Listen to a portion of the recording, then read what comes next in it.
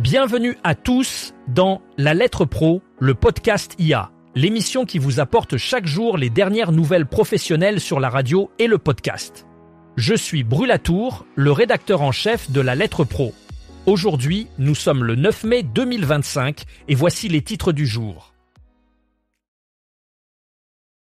SiriusXM a récemment publié ses résultats financiers pour le premier trimestre de 2025. La société a atteint un total de 33 millions d'abonnés radio. Bien que le nombre d'abonnements auto-payants ait légèrement diminué, l'entreprise a réussi à maintenir des marges opérationnelles élevées. La rentabilité de l'activité radio reste solide, soutenue par des efforts d'optimisation des coûts, même si le revenu moyen par abonné a connu une légère baisse. Ces résultats montrent que SiriusXM continue de bien performer sur le marché malgré quelques défis économiques. Aujourd'hui, je vais vous parler du classement, le Radio Buzz 40, une initiative de la lettre pro de la radio qui se distingue par son approche unique. Ce classement est élaboré à partir des diffusions sur plus de 200 stations de radio, mais ce qui le rend vraiment unique, c'est qu'il ne prend pas en compte l'audience des radios. Au lieu de cela, chaque programmateur a une voix, ce qui signifie que l'humain prime sur la machine et les algorithmes. Cela permet de mettre en lumière des titres qui ne bénéficieraient pas nécessairement d'une visibilité accrue dans un classement traditionnel. En partenariat avec la lettre pro de la radio, ce classement met en avant des catégories telles que la meilleure entrée, la meilleure progression et la plus grosse gamelle de la semaine, offrant ainsi une perspective rafraîchissante sur la programmation musicale actuelle. La Confédération suisse a fait un pas significatif vers le soutien des radios locales. Le Conseil fédéral a récemment exprimé son approbation pour une extension ciblée de l'aide aux médias électroniques, principalement en faveur des radios locales. Cette initiative a été proposée par la Commission des transports et des télécommunications du Conseil des États. Lors de sa réunion du 30 avril 2025, le Conseil fédéral a examiné le rapport de la Commission et a encouragé le Parlement à donner suite au projet de loi proposé. Ce soutien élargi pourrait être crucial pour la survie et la croissance des radios locales, leur permettant de mieux servir leur communauté et de renforcer leur rôle dans le paysage médiatique suisse. Cette décision montre un engagement fort de la part de la Confédération pour soutenir le secteur des médias locaux. James Cridland, une figure emblématique du monde de la radio, a partagé ses réflexions sur l'avenir de l'industrie dans le dernier numéro du Mag 170. Selon lui, la radio est en plein bouleversement et ces changements sont inévitables. Il insiste sur le fait que la radio doit évoluer pour rester pertinente face aux nouvelles technologies et aux transformations des habitudes d'écoute. Cridland souligne l'importance de l'innovation pour s'adapter à ces changements et maintenir l'intérêt des auditeurs. Il critique également la lenteur avec laquelle certaines stations adoptent ces nouvelles pratiques, ce qui pourrait mettre en péril leur survie.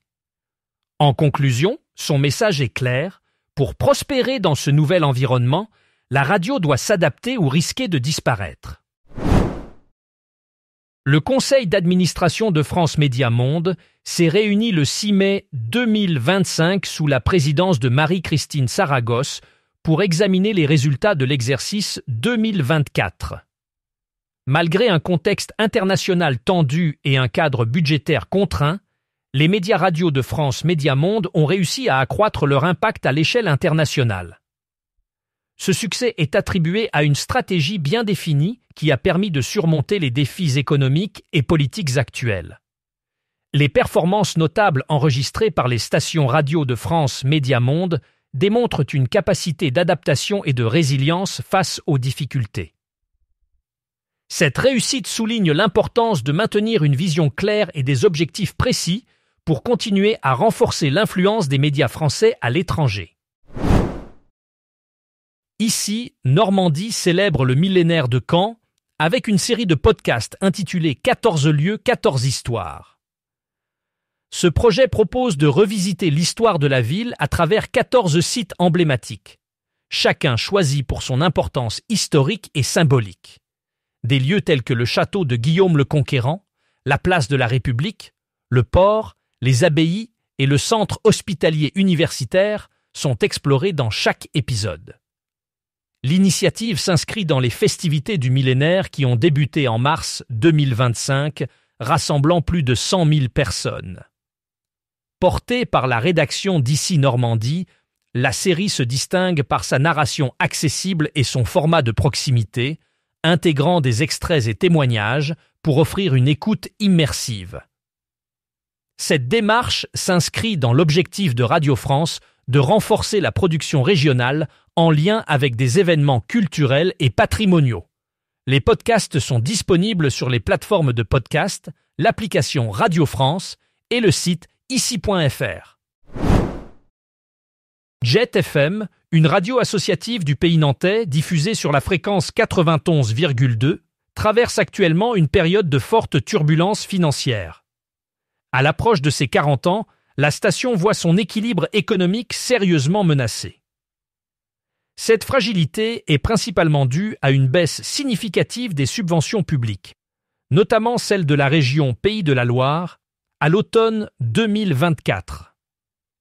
Cette diminution des financements met en péril la capacité de Jet FM à continuer ses activités et à offrir des programmes de qualité à ses auditeurs. Pour faire face à cette situation critique, Jet FM a lancé un appel au soutien auprès de ses auditeurs et de la communauté locale. La station espère que cet appel à la solidarité permettra de mobiliser les ressources nécessaires pour surmonter cette crise et assurer la pérennité de ses émissions. Le classement des 50 podcasts les plus écoutés aux États-Unis pour le premier trimestre de 2025 a été publié le 2 mai par Edison Research. Cette étude s'appuie sur les données collectées auprès de 5068 auditeurs hebdomadaires âgés de 13 ans et plus. Elle mesure la portée réelle des productions audio sur la période allant de janvier à mars. Ce classement est une référence précieuse pour comprendre les tendances actuelles du marché des podcasts aux États-Unis, révélant les préférences des auditeurs et les podcasts qui captivent le plus grand public.